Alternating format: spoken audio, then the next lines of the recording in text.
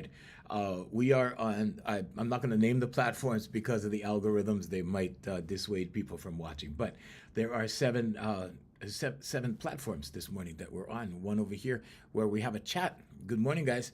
Hey, there's Sarah. Sarah is one of my star. Uh, I mean, she's changed her life. She has just really. She's one of my star clients. Okay, my star clients are the ones that catch on real quick, the ones that discover like what this really does for their lives and puts it into practice. And she's very faithful with all of her things that she's doing: affirmations, meditation, vocalization, visualization, and it's changed her life. Okay, and she's here. So happy to have you here. Yeah, there you go. There you go, Sarah. There you go. So, and this happens with all of my clients. Okay, they all change, they all evolve, they all grow, and they all see. Okay, many times you can't see, and this is what we're going to discuss in manifestation. You can't see that you're in a rut. Okay, because your subconscious goes in a circle. Okay, wash, rinse, repeat. I always say that because it's like the shampoo bottle, right? Wash, rinse, repeat. So what do? You wash, rinse, repeat. Oh, repeat. Okay, wash, rinse. Oh, repeat again. Okay, wash, rinse. See, it just goes in a circle. Okay, that's why we say that. Okay, good morning, Jay. Good morning. All right, Alan. Good morning, Alan. I see you. So, so manifestation, right, doesn't start with what you want. It starts with who you are. It attracts who you are. What does that mean? That means it attracts who you are in your beliefs. That's who you are. Okay, you are your beliefs in your subconscious. This is why it says that. This is why they say that. Okay, manifestation. Okay, when you put forth what you want, you don't always get what you want, but you definitely get who you are. Okay, so when I first started manifestation, right, I had to first believe that it was possible. Ask, believe, receive is the way it's done. Okay, it's in the Bible, Mark 11:24 for you Christians. Okay, good morning. So ask, believe, receive. The key part is the believing. If you don't believe, you're not going to receive. And this is why, right, whether you believe in God or you don't believe in God, either way, you're a believer. Okay, but it depends on what you believe. Okay, so you are a culmination of your subconscious is a culmination of all of your senses. And this is what is taken into account when you try to manifest things. Okay, and if you plug my name into any browser or whatever, you'll see all the things that I've done over the years. And this is how I've done it. Okay, but I had to change my beliefs first, and that happened around 28 years old. And then slowly it happened. Slowly it came. The big doors opened in 1999. And that's when I started, let's say manifesting on steroids. But it was actually after that the magic took place around 2007. In 1999, the doors opened, right? And I did not take into account the subconscious because I didn't study this yet at that point. But I just thought I got lucky, right? And then when I go back and I did the homework and, I go back and look, I go, oh yeah, I did those key things that were necessary in bringing about huge change. Okay, so change happens like that. Okay, life changes in a heartbeat for the good or for the bad. But usually when people say that, right, they say it in a cautionary way and they're talking about something bad happening, right? Life changes in the heartbeat. You better be careful, right? Like somebody has a heart attack or somebody has a stroke or somebody has a, accident, right? Okay, so I want you to change your negativity bias. Okay, just shift it a little bit, okay, and start thinking more positive. Because when you think more positive, now doesn't have to do with morals. You don't have to be a good person, but for yourself in here in the kingdom. Okay, Jesus Christ said the kingdom is within. Just for you, for your kingdom, okay, you have to be positive for you. Okay, it's not like you have to be nice to people. There's some very ugly people out there that have a lot of money, that have a lot of things, that have a lot of, have a lot. Okay, so abundance doesn't depend on nice or not nice.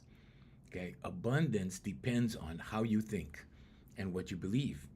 Okay, because you will manifest who you are, and who you are is a culmination of all of your beliefs. because that's what your subconscious puts out in repetition. It learns in repetition and then it starts to repeat. So your conscious mind is the thinker, your subconscious mind is the programmer and executor. Why is it the executor? Because it will execute based upon what you put into it. So in other words, if you put into your subconscious that you're capable, you're intelligent, okay, you're aware, all of those things, it will start to increase these things because it will start to form avenues towards whatever it is that the belief is. Okay, so this is why that's important. Now, if you constantly say, oh, things like I am rich, that you see the kids writing affirmations, I am rich, I am wealthy, all of that. If you have limiting beliefs in your subconscious and you're saying, I am rich, okay, in the back of your mind, you're going, no, I'm not, right? So I am rich in an affirmation. Here, where's my pen? There we go. Okay, I am rich, thank you, okay? But in your mind, you're thinking about your bank account that maybe only has $10 in it, $100 in it. And then your logical mind, this is where the logic cancels out. This is where the ego thinks it knows best, okay? That's the left hemisphere of your brain.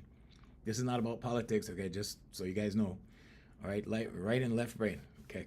Different hemispheres, different functions, different executive functions in the brain. So the left side is the logic. So on the right side, right, Jesus sits at the right hand of the Father, okay? And this is why you move over to the promised land, to the right side, where Jesus sits. Okay, so if you're writing the affirmation from the right hemisphere, creativity, imagination, okay, I am so happy and grateful now that I am wealthy. Maybe that's your affirmation. If on the left side your logic goes, oh, come on, you only have $100 in the bank, okay? Now you've canceled yourself out, okay? But if you start writing it over and over and over and over in repetition, eventually, right? Because a belief is a thought you keep thinking. Eventually you believe it. And eventually, what does the subconscious do? It starts performing actions that are conducive to wealth. That's not just money. That's health.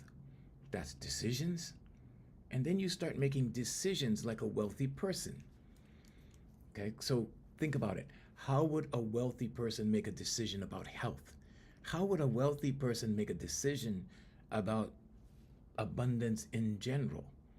How would a wealthy person conduct themselves versus a poor person? Okay, how would a wealthy person walk with their body language? How would a wealthy person conduct themselves in a social situation? Now, these are the things that the subconscious will contemplate, okay? And the actions will come out of your subconscious like that. Because everything that you react to during the day, 95% of the things you react to are subconscious reactions. When you see something, that impression that you get, that reaction towards whatever it is subconscious. Now, if you're prone to negativity, okay, and we talked about humans with negativity bias, then you're automatically going to react in a negative way because your subconscious has been programmed that way, okay? Now, positive people, right, people that have either programmed their subconscious for positivity or have been positive so much that it has been memorized into your subconscious, right, they will react in a positive way. It's not really what happens to you. It's the way you react to it that will set up the next event. Okay, and we're seeing this online with these demonstrations that are happening, these riots that are happening, right? When you see someone act out in a negative way, you can actually see what happens to them in real time. It's not nice. It's not pretty. It's not conducive to an abundance in life. So what's necessary? Well, first of all, you want to stay in your lane. Okay, what does that mean? With your subconscious, what that means is focus on what it is you do, Never mind somebody else. Okay? So, horse blinders are like this, right? So that the horse doesn't look over here, doesn't look over there, right? Just keeps focused. Okay, so sometimes horse blinders are good for humans. Okay, human blinders normally look like this. Okay, nothing in the world works the way people think that it does. Jordan Maxwell said that. Okay, that means the political system. That means the medical industrial complex. That means all of these systems of things that Jesus talked about in the Bible when he said, I will be with you until the end of the world. Okay, the world's not going anywhere. That's not what it means. Esoterically, in the translation given, the original text says, I will be with you until the end of these systems of things. If you go and look up Maseroth, okay, it's in the Bible. Go and look it up. Okay? And you will find a system of things. A huge system of things. 12 things. 12 houses. So in the Bible, when it mentions in my father's house there are many mansions, right? It's not talking about a mansion that you see down the street. It's not talking about that. The literal translation, the exact translation says, in my father's abode there are many houses. There are 12 houses. 12 astrological houses. As above, so below. Okay? And the more you look into these things for the actual meanings of them, rather than the story, people are all caught up in the story. They fall in love with the story. They embrace the story. They romanticize the story. And they miss the whole point. They miss everything. Why? Because they're too preoccupied with the story. Okay? And then the opinions on the story, right? Oh, the story means this. No, story means this. No, story means that. And what do you have every Sunday? You have people standing before congregations, right? Large numbers of people professing to know the will of all creation. That is crazy. It's crazy. And they never tell the people the truth. They just repeat the story. That's all they do. They just talk about the story. So Jesus Christ said the kingdom is within, right? You don't need the storytellers.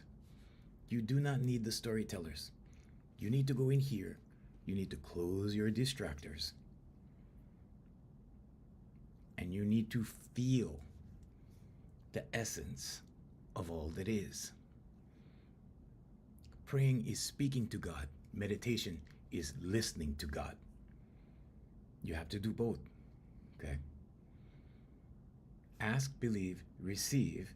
Prayer is asking.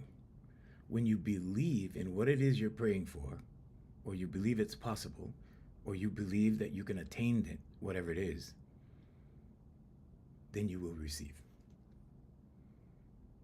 Doubt and fear work against prayer. It works against manifestation. So manifestation happens whether you believe in it or not. Everything you have, everything that surrounds you, your friends, your friend group, everyone, you've manifested all of that. Okay? Manifestation is subconscious. It's not about rubbing the genie's lamp and making 3 wishes or, the wishes are endless, okay, basically. If you want to put it that way, if you look at it that way, okay? The genie is in here. You are the genie in here, in here. You're not your body, you're not your name, you're the energy that lives in here, the spirit that lives in here.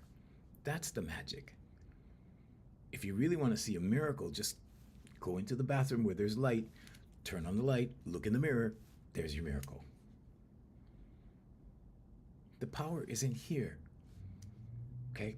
And all you have to do is embrace the divinity that's in here. Okay, so the term namaste means the divinity in me salutes the divinity in you, or acknowledges the divinity in you. When I look at someone, I acknowledge their divinity. I'm not telling them that because, some people don't know about it. Some people are just there. Some people just exist. Some people haven't found out about it yet, or they don't believe it. They just think that they're insignificant. They just think they're a meat suit walking around on the planet. That's preposterous. They're a spirit having a human experience. And this energy in here, this spirit in here, is eternal. It does not extinguish. Einstein proved that. There's so much proof. So much proof. The body gets old. The body gets old and it will release you. It holds you. Your body is the physical interface to the physical world. There's a separation between the body and the spirit. And this is why you have that power. Okay? You are a co-creator with God. This is why you can create things out of nothing, out of absolutely nothing. Brian, thank you, Brian. Thank you for being here. Hi, Belinda. Hey, Tom. Good morning, Honey Bear. Good morning, Susie. You can create something from absolutely nothing. There's two forms of action. One is mental, one is physical. You can think something into existence, and you can create action, physical action, that will result in something.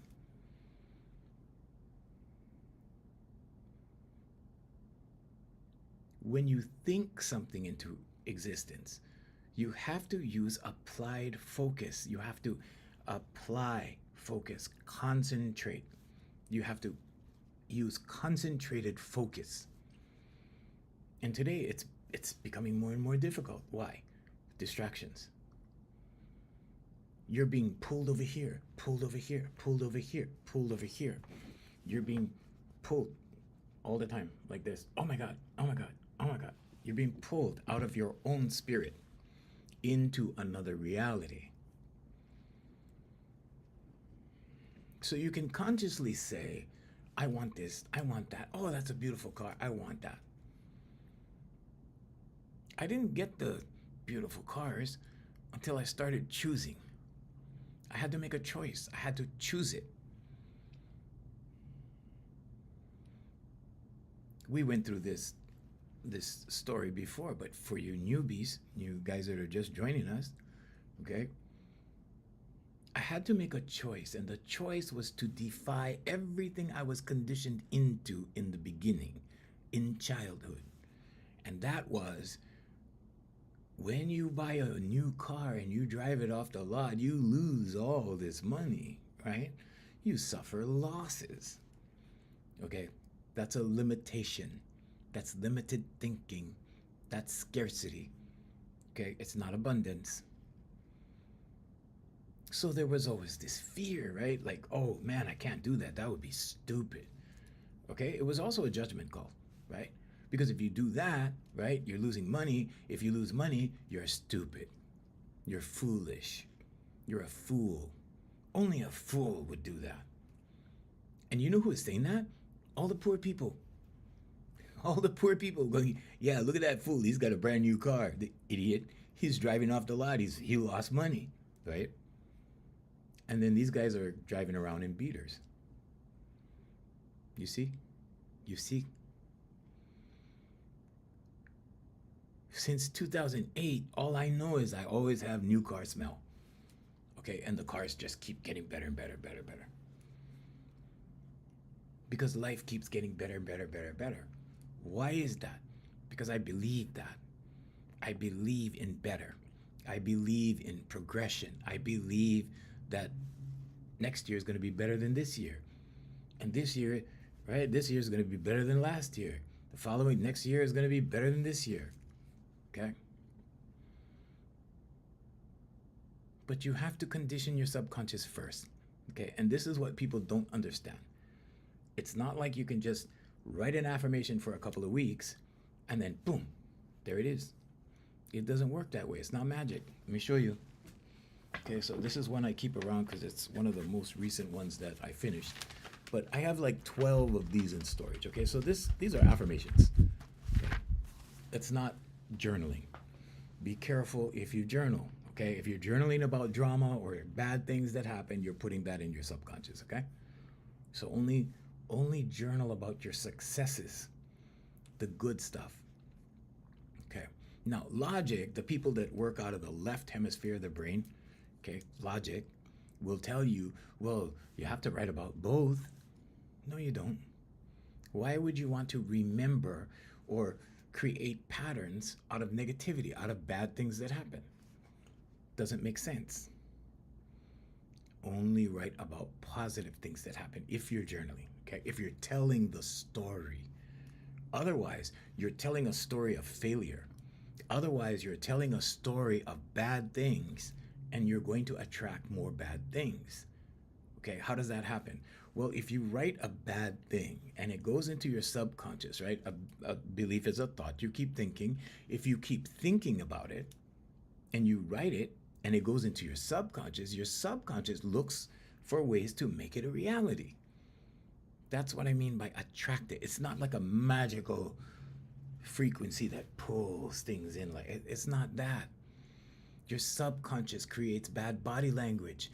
Your subconscious creates avenues towards mishaps, towards bad stuff, towards accidents, towards, right, negativity. The opposite is also true. When you write into your subconscious something positive, and people don't believe in this in the beginning until they get a little ways in, okay? Because it seems too good to be true. But no, you're very sensitive as a human being. You're very highly intelligent, even though you don't think so.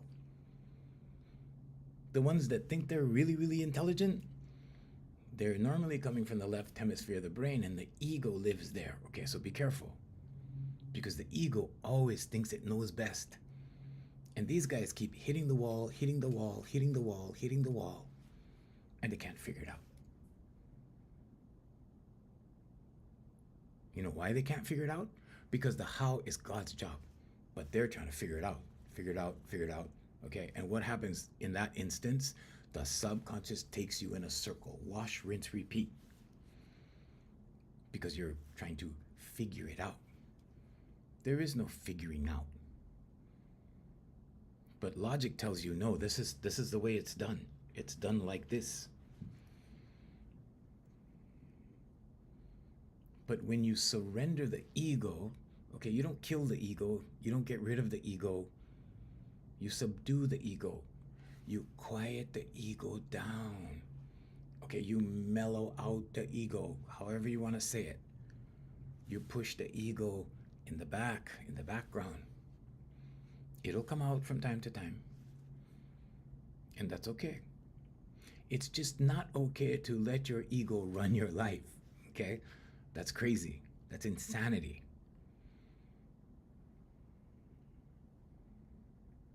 I had somebody tell me, well, I tried this, it didn't work. I tried that, I tried it again, didn't work. I tried it again, didn't work, so I gave up. And I'm like, why did you give up? He said, well, that's the definition of insanity. Doing the same thing over and over, it's not working. So I stopped doing it. And then I told him, I said, well, Colonel Sanders had 1,000 no's before he became the icon and, Kentucky Fried Chicken thing. And he goes, no, but those 1,000 times, that was insanity. Okay, perspective. If you think negative like that, that's what you will receive, because that's what you will believe. Okay?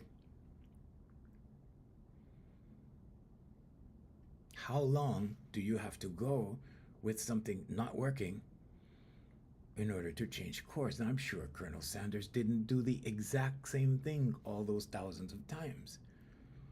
Okay? There's a famous inventor who said, I just found all of these ways that didn't work. And then he found the way that worked. So here's why the manifestation process is subconscious. Okay? Subconscious runs 95% of your life. Everything that you react to and the way that you react to it is already programmed in your subconscious until you change it. And the things you've been conditioned to believe in government, in politics, in education, in science, in everything. Science in itself is a religion.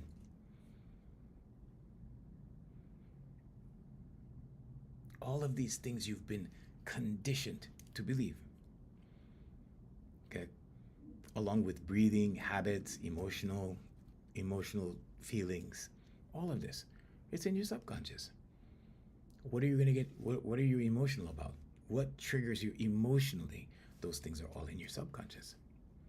Posture, the way you carry yourself, the way you walk around, the way you sit, the way you speak, tone of voice, subconscious, all of it. Until you change it. So what made me go down the rabbit hole for all of this stuff was I had these little kids, 7, 8, 9 years of age, okay, young girls, mostly girls, and they would stand in my teaching studio and they would express these tones with their voice, right? And I didn't really think anything of it. I was just telling them, bring out your voice more, bring your voice out, bring your voice out. And as they did more and more, right, their voice was stronger and stronger. It almost sounded like they were shouting at certain points. But this was what exercise. It wasn't singing. It was exercise. I said, bring your voice out. Bring your voice out. Pretty soon, their body language started to shift and their chest started to stick out, and they started to sing like this. And I was like, this is interesting. Like, they are so confident. What's your best advice for young generation such as me? Pulu Pulu, how young are you? What age are you? I'm not really here to give advice, but I'm here to tell you how this works. So what do you want to know about your subconscious, about your conscious mind, about the way you think? I'll be glad to tell you. Write me a question. So when I noticed how confident they were, I was like, what's doing this? What is doing this? Now, nobody else that teaches voice teaches it like I do, because I was making a mistake. When I look on YouTube and the way that they teach everything, and it's very scientific and classical music method and all of that, those people don't get as far as fast as my clients, as my students. So I have a singing school. Okay, I have 4 companies. One of them is a singing school. This is life coaching, Here For You Life Coaching. Okay, if you look us up on Google, Here For You Life Coaching on Google, we only have 5-star reviews. I don't know how much it is by now. I think it's over 50. Okay, not everybody writes reviews. Some of my clients are very private. Some of them are most of them are executives. And so they keep very quiet about stuff like this. Okay, but the thought was, back in 2010 when we created this company, the thought was, well, it's really working for confidence for all these guys over here that are singing. What about people over here that need confidence? What about the regular everyday guy that needs confidence? How can we make them confident? They don't want to sing. So we used the same exercise that made the kids confident way back. Okay. And from 2010, we started using it on everyday people. And people would come in and they would do the exercises. Okay, they're straight tone exercises. It's similar to toning in the spiritual community, but it's done with velocity, with strength. So you push out these tones. And we do it in half steps. We go all the way up and then all the way down. And by the third 1-hour session with these exercises, and we have a breathing exercise, it's called panting. Okay, so we have them pant like a dog pants, like that, but really push it out, like really push it out hard. It develops your diaphragm. But what happens is when you start expressing these tones with strength, okay, your neurotransmitters in your brain start secreting oxytocin and endorphins, and it floods your brain with these hormones. Now, endorphins is the feel-good hormone. Oxytocin is the bonding hormone. And when this starts to happen, people get very, very relaxed. And what is confidence? It's relaxation. When you're relaxed, when you're fully relaxed, when you don't care about anything, you're confident, okay? When you care too much and you're kind of like this and you're overly concerned about everything, okay, that's not confidence. That's insecurity. That's trying to control things. That's trying to, you know, keep up with everybody else. Pay attention to what everybody else thinks, okay? So when you pay attention to what other people think, they're controlling you, believe it or not, okay? And you're giving them the remote, okay? The game controller is like putting it in their hands and go, here, you run me. So my clients started doing this, and after the third session, they're like calm, and they're like, whoa, yeah, this works. I did this on a psychiatrist, right? And his job is the brain. And after the fourth session, I said, Doc, what do you think? He goes, you know, I can't put my finger on it, but yeah, this is different. So the difference between what I do and therapy is with what I do, you never need to say what's wrong, it'll just fix it. Gets rid of anxiety. Tons of my people got rid of anxiety meds. They got off their anxiety meds. So we don't make any medical claims, I gotta say that legally. But that happened. Depression meds, that happened. Autism, they get confident, they get settled. As settled as they can with autism, depending on their degree of their spectrum. But when you start doing this with the voice, so the voice separates you from the hypnosis, societal hypnosis, the things that you are being projected on. The things, you know, news, television news, social media, whatever, ideologies, okay, all of it. Because you start thinking about these things, okay? And a belief is a thought you keep thinking, it goes right into your subconscious, then it starts to repeat. Because you choose what to believe. So your conscious mind, right, makes the choice. Your conscious mind is the chooser. It says, okay, that, we're going to believe that. And you start thinking about it because, no, that's an attractive belief. Now you start thinking about it. Then you start thinking about it, what happens? You start to believe it. When you start to believe it, your subconscious looks for avenues to make it a reality.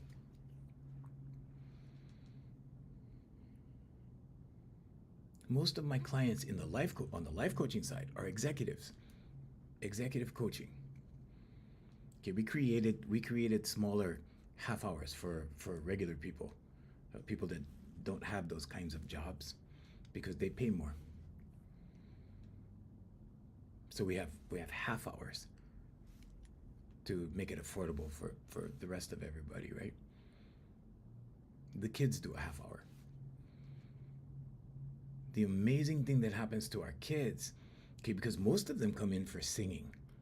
I don't have kids coming in for life coaching. Okay, I have professionals seeking me for life coaching. But on the singing school end, on my you can look it up, Voicemaster Singing School. Look it up on Trustpilot. We have all 5-star reviews. Everything, every single one. Nothing less than 5 stars. Go on Trustpilot, because Trustpilot is verified. So, but the kids come in, right? Some of them are seeking confidence. Most of them want to sing better. That's why they come. Then they start getting confident. Then I get the stories from the parents. Oh, you know, you're my daughter? Like she joined these clubs now? Like she's coming out of herself? Like she's confident now? Okay, because people hide in here, okay? People hide in the kingdom. Okay, kingdom is within. But they get distracted with the physical world out here.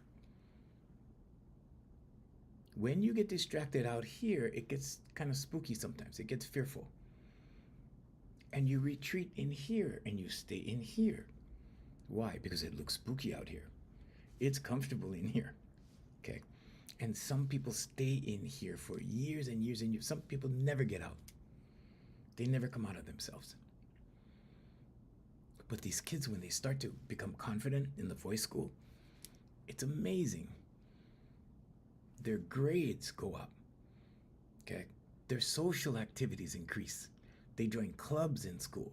They start getting involved. They start expressing themselves. They start expressing who they are. Okay, they start expressing. Okay, because your expression of yourself is not just your voice. Okay, your expression of yourself, your spirit. Okay, that's assertiveness in the true sense. That's real assertiveness. That's asserting yourself, your spirit. In the spiritual sense. But they start doing that. Their body language is amazing. They stand up straight. They walk straight. They're confident. They don't let the opinions of others get them down or make them feel defeated or anything like that. It's amazing. It's amazing. All from a half hour once a week. That's all they do. They come in, they do a half hour once a week. Can you please read us the most passionate verse in the Bible? Ezekiel 23:3. Okay, we're not doing Bible right now, but maybe another day we can do that. Are you familiar with the esoteric version? Maybe you can write it. Can you write the important part of the verse? Do you understand the esoteric knowledge behind the Bible? Or do you just read the story? Let me know.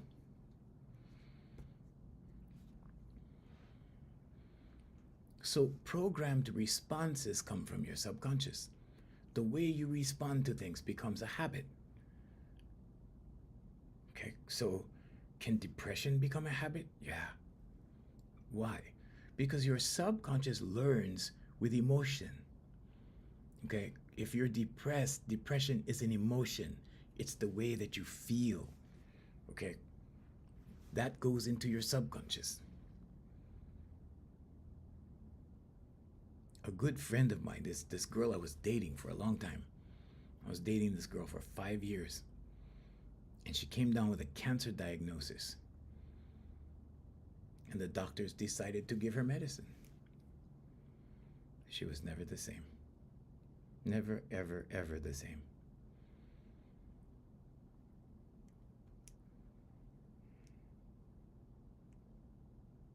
When what should have been done was to get her to think a different way. And I couldn't help. I couldn't help. And the reason I couldn't help was because the same reason why the kids don't listen to their parents. Okay, you can't try to help somebody like that you're dating and be seen as the coach as well as the lover. It doesn't work. Okay, it just doesn't work. So your emotional set point is determined by your subconscious. Your subconscious controls your emotional set point. Okay, your baseline, your emotional baseline. Stress, peace, confidence, anxiety, all of those things.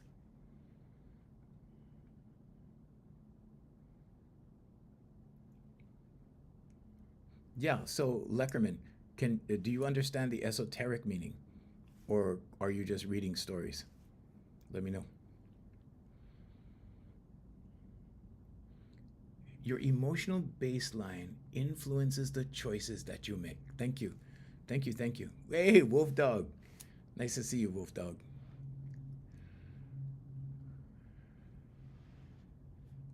It's a conditioned state, okay, in your subconscious. Your emotional set point is memorized, okay? So when things trigger you, it's being triggered off your emotional set point, established in your subconscious. If you don't change it, you will always react the same way. Why? Because your subconscious has defined the way that you respond. It has memorized the way that you respond. So this is why when people, in fact, Sarah, my client Sarah, who's here. Oh, nice to see. Yeah, nice to see you. Thanks for coming back. Hi, Manuel. Good morning, Manuel. My client Sarah, who joins us over here on the chat, she's experiencing this. We're working with her voice. We've worked with her voice, I think, for 6 weeks now. Yeah, 6 weeks now. And she's experiencing this. Her triggers are diminishing. They're relaxing. Okay, because your voice pulls you out of this. Okay, just a half an hour a week. That's it. Half an hour, go through the exercises, do the breathing exercise. It starts to relax you inside. When you relax the inside of a human being, it's like doing massage therapy, okay? But instead of working from the outside in, we work from the inside out. And that's where the magic happens. Energy, frequency, vibration, and velocity changes brain chemistry. When this begins to happen, your reaction time relaxes. Now, when you get triggered, not a big deal. You have control. You can switch it on, you can switch it off. Now the subconscious starts to, like, are we doing this? Are we not doing this? Because the triggers are diminished.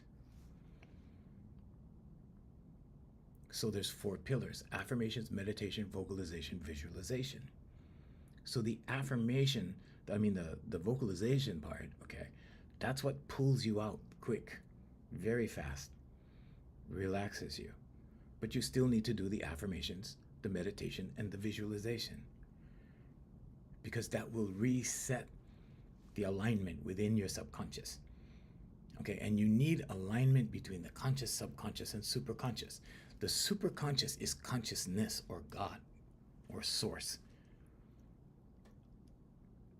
So if you look at it like a computer, humans are just like computers, exactly like computers. Computers are expressions of human beings. So the conscious mind is your operating system. Your subconscious is the hard drive where your programs are stored. Literally, your programs are stored in the subconscious. Your subconscious, that's your hard drive. The superconscious is the network that we're all plugged into. That's awareness. And what happens is your subconscious is directly worked upon by the superconscious. Or let's say it another way, God can only work with what's in your subconscious. Because if your subconscious beliefs go against the beliefs that, or the things that you're asking from God, or the things that, the things that you know God to be, the way you believe in God, if your beliefs are counter to that, it's not going to happen. It cannot happen. Cannot happen. So first you have to be open. That's what the vocalization exercise does. It opens you up. Okay, in the very first session, I demonstrate this. We have free demonstrations. So people can sign up, right? And we do a 15-minute to half an hour demonstration of this. They go through the whole thing, and at the end I go, okay, do you see how you've opened up a little bit? And they go, yeah, wow. And that happens more. So every week it happens more and more, a little bit more, a little bit more, a little bit more. Sarah is, my client Sarah on the chat over here, she's gone through that now for 6 weeks, and she keeps opening more and more and more. And now her triggers are less and less and less. Guess what happens to life? It gets better and better and better. Because you're not held down by your subconscious. Your previous limiting beliefs, your fears, all of those things, they hold you back. Okay, I always, describe it to my clients like this, because this is a little bit more extreme, like that.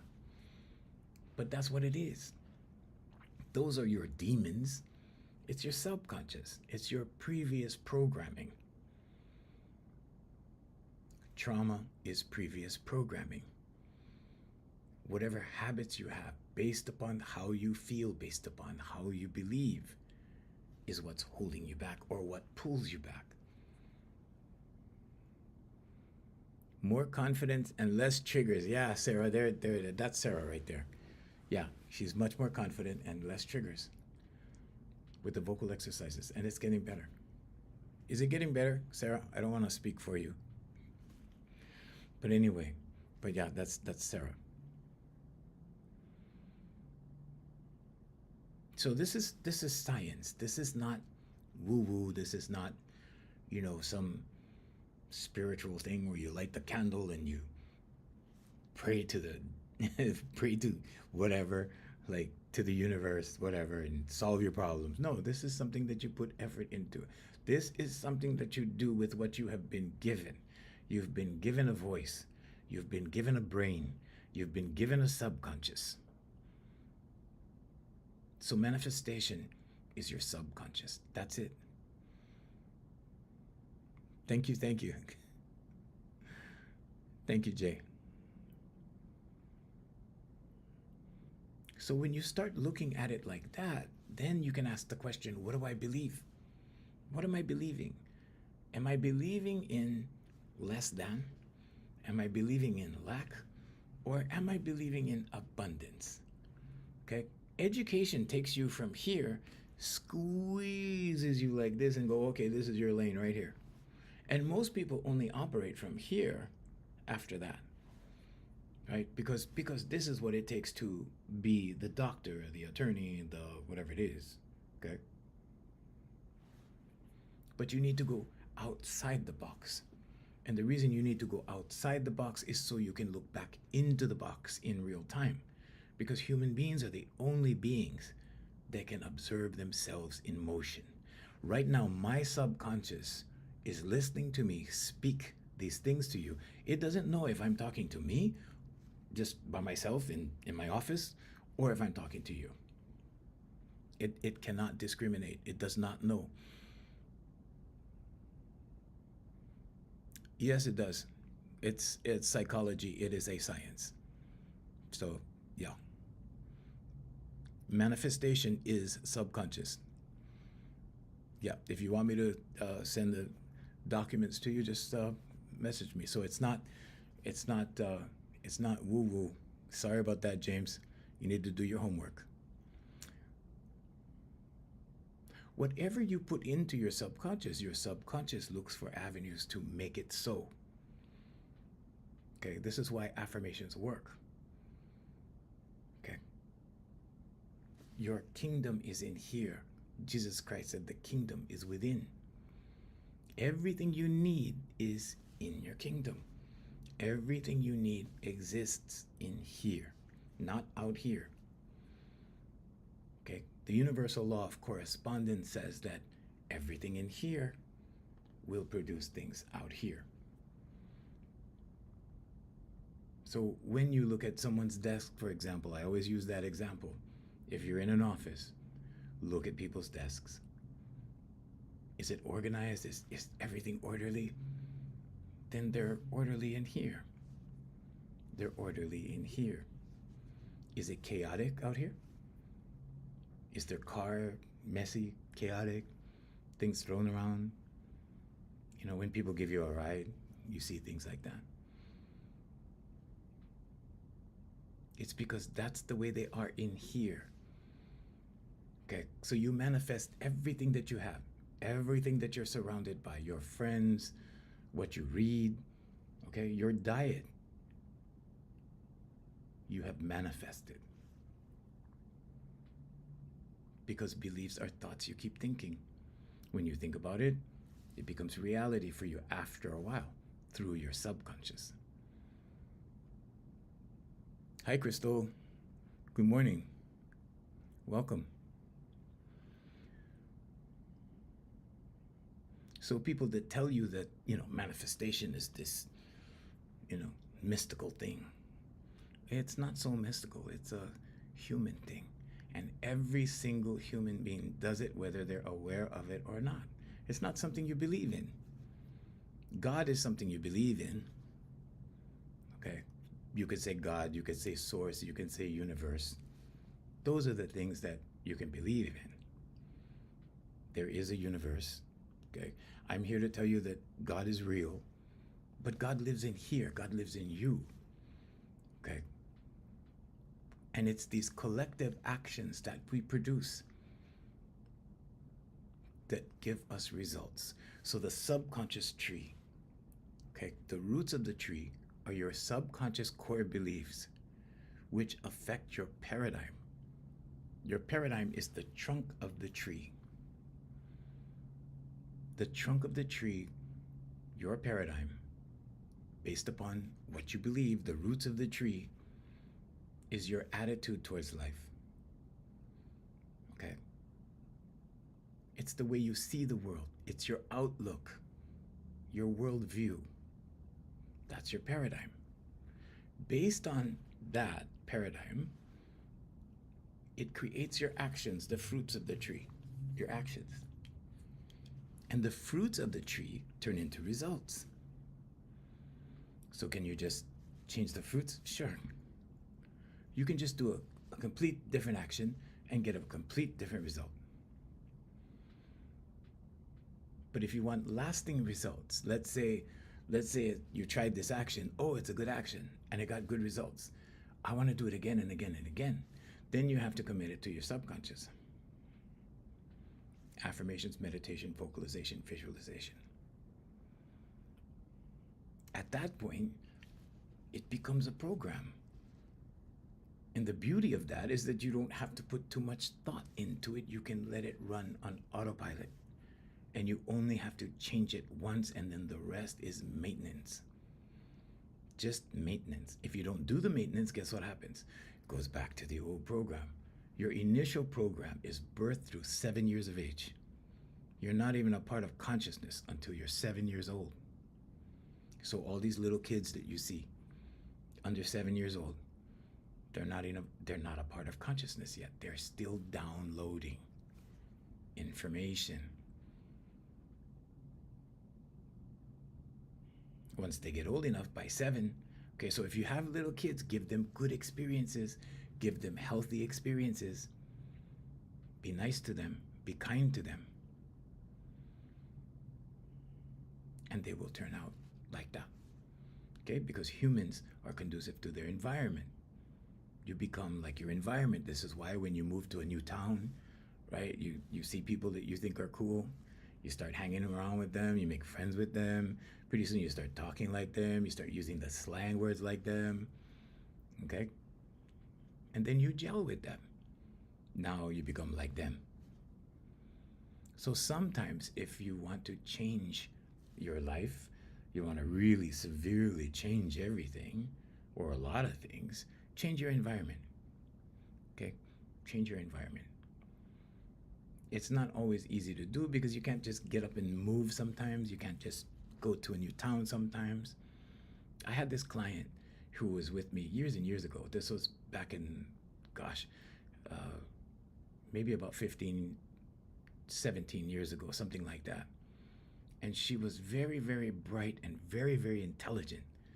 And I told her, I said, Hoku, all you need to do is change your environment. Because her environment was getting her down. Her environment was holding her back. So it became a part of her subconscious, which became a part of her actions, which became her results. That's how it works. And eventually she met this guy, and she moved out of her grandmother's house, and she started prospering. She started making a lot more money. Best decision I ever made was moving to Puerto Rico. Such a great environment. Yeah, it's an island nation. There you go. Nice. That's amazing. Congratulations. So that's one way to change your life. The other way is you have to put a little bit of work in it, okay? Affirmations. I am so happy and grateful now that I'm confident. Thank you. Why confident? Because it's a relaxed feeling inside, okay? Once you're relaxed inside, which is what the vocalization exercise does, okay? Once you're relaxed inside, now you can program your subconscious very easily. Okay? But if you're full of fear, okay, all the negative emotions are rooted in fear. Okay? Worry, irritation. Are you irritated with stuff? Do you get triggered? Are you angry? Right? Those things. You cannot concentrate on something new in that state of mind. It doesn't work. It doesn't happen. Because doubt and fear prevent manifestation.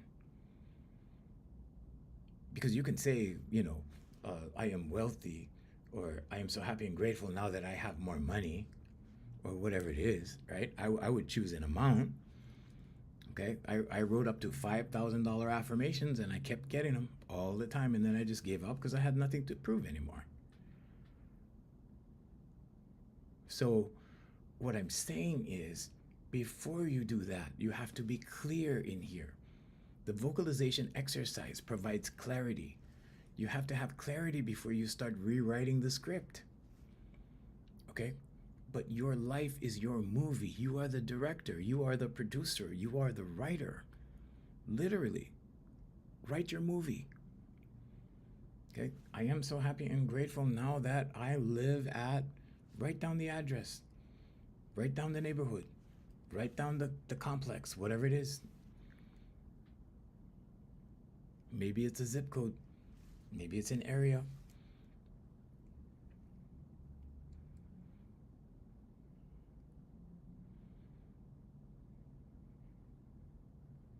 But when you do these things, okay, first of all, clear the clutter. Okay, that's the vocalization. Then there's affirmations, meditation, and visualization.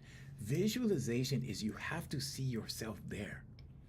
You have to see it for yourself. Okay, if you can't imagine yourself with whatever it is that you're trying to manifest, or the kind of life you're trying to manifest, okay, my one of my visions was sitting at the side of a swimming pool on a lounger, relaxing.